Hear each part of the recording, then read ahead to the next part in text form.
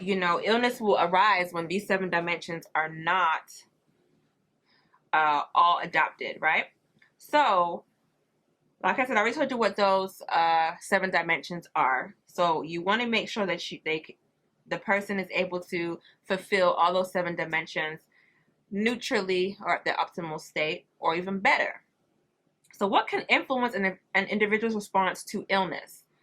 How intense the signs and symptoms may be. Of course, like if you're sick and it's really bad, it's going to influence your response. How one views themselves with the illness. Like, are you ashamed of your illness? Do you feel down about it? Because if you're ashamed of your illness, then emotionally, we're going to mess with that part of the 7 dimension, right? How intense the signs and symptoms may be would relate to what? Physical. So physically, how bad is it, right? And another one is how others view the person with the illness. So I would say that's socially. Somebody has a sickness and is ashamed of it, and you're afraid your friends might find out and view you differently. That would definitely mess up the social dimension of our 7-dimensional wellness. You know what I'm saying? Individual culture and beliefs. So individual culture and beliefs would go to spiritually, of course. And that can definitely influence an individual's response to illness. And then a personal reaction to illness. So let's say the person may be in denial or fearful of their illness, and that can definitely influence the person's response to the illness. Because if you're in denial, you're not going to try to seek help. If you're scared, then you might not want to seek help because you're scared about what's going to happen, or you're ashamed. Those things. And then social demands, time constraints, economic resources, and healthcare access. Social demands, time constraints. Oh, I gotta work. I'll put it off till next week. Oh, I got this day. I'll put it. So you keep on putting it off. So what? To what? Till it's too late. Till the thing has progressed so much that it's hard to even take care of. Like, you don't want to do that, and that can definitely influence the individual's response to illness, because at that time you waited too late. It's harder to take care of that problem, right? That disease. But if you get it sooner than later, it makes it easier. So that response time matters. And we got the economic resources. Do you have the money for it? Healthcare access. Do you even have hospitals in your area? So all these things can influence a person's response to illness. What assessments can a nurse perform to ensure optimal wellness? All right, so we have some assessments that can be done to ensure optimal wellness. And number 1 would be perform physical assessment on clients. Check the whole body, the pulse, the blood pressure, the respirations, all of that stuff. And then number 2, evaluating clients' health perceptions. So you just want to see how they feel about their health in order to assess for their wellness. And then you're going to identify client risk factors, like what can put them at risk for whatever illness they might have, or that could compromise their wellness. What kind of risk factors? Are they smokers? Well, if they're smokers, then they have definitely increased a few risks right there. As future nurses, that smoking causes a lot of stuff. I mean, it's just, the list goes on and on. It's reckless. Their diet. I mean, are they eating healthy? Are they always eating fatty foods? That would definitely cause risk factors. Hypertension, high cholesterol. Last but not least, number 4, in order to assess somebody's optimal wellness, you can identify the client's access to health care. So they say, if you have more access to health care, you can check your body out more. You're more aware of what's going on in there and take the appropriate actions to fix the problem if you have any. But if you don't have any healthcare access, then you're just not going to know what's going on. And if you don't know what's going on, well, then things can just manifest to a point where it just exacerbates, and we have a problem that might just end up leading to death. Those are the 4 main things we can look for to ensure optimal wellness. Perform physical assessment on clients, evaluate client health perceptions, identify client risk factors, and identify clients' access to health care. All right, so why might an individual not be compliant towards achieving optimal wellness? So why would somebody want to, work with you in achieving their optimal wellness? Well, they may not believe it is severe as it is. They could be in denial. I'm not sick. What's the doctor talking about? Doc don't know what he's saying. I am not. If they don't believe they're sick, then whatever medication you give them, they probably might not take. Whatever you tell them probably go into one ear and out the other, and they continue to do what they're doing.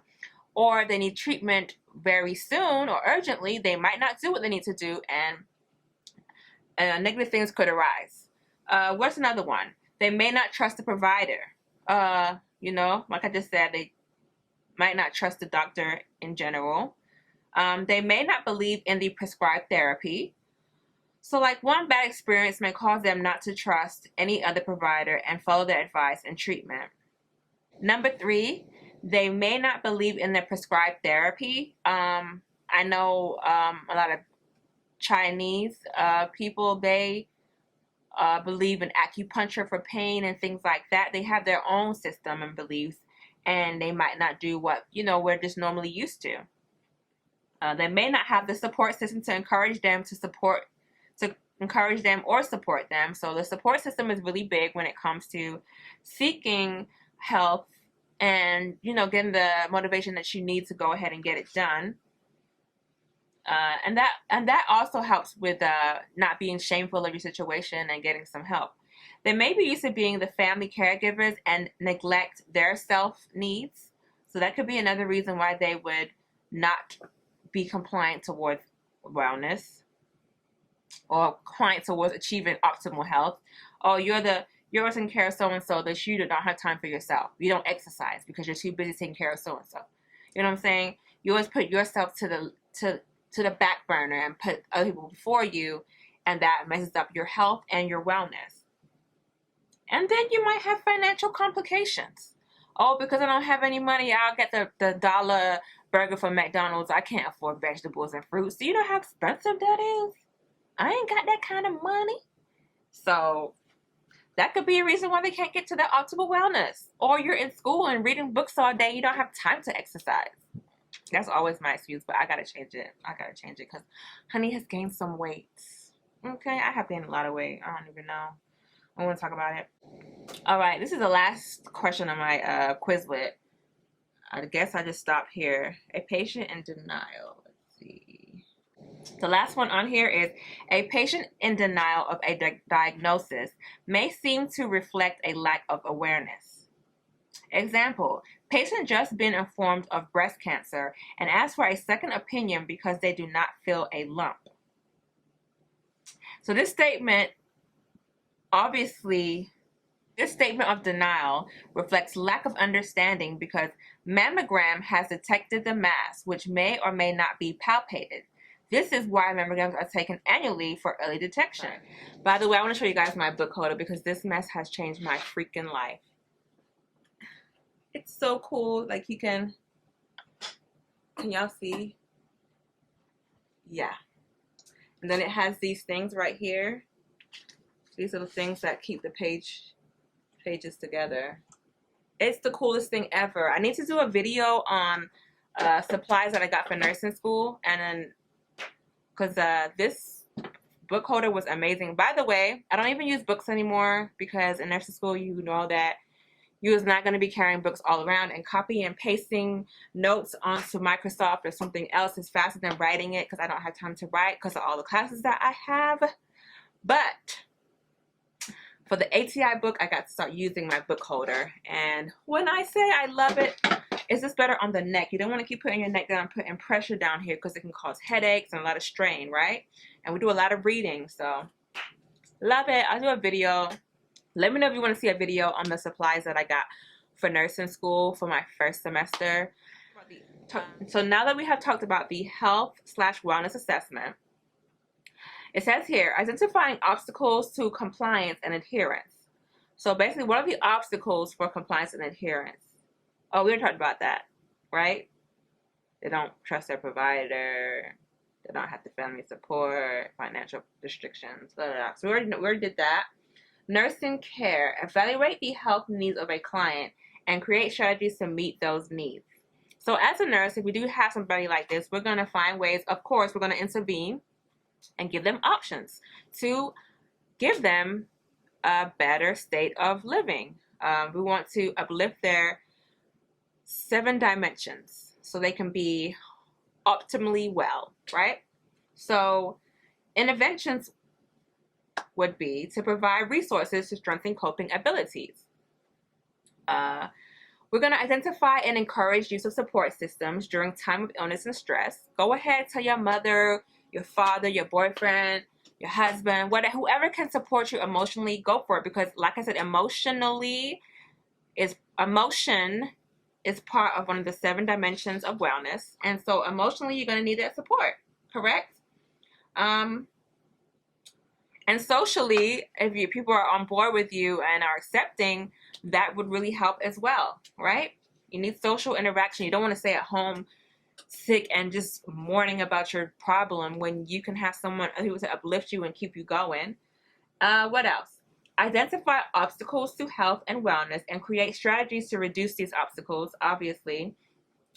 Identify ways to reduce health risks and improve compliance, of course, and develop health education methods to improve health awareness and reduce health risks.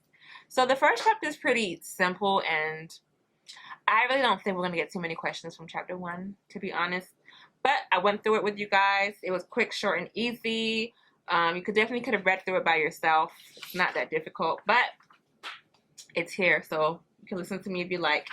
So next, I will be going over chapter 2, and chapter 2 seems like it's more intense. We have a lot more information going on, and so yeah, I'm going to briefly go over that on my next section. Thank y'all for watching, and I'll see y'all in my next video. Peace.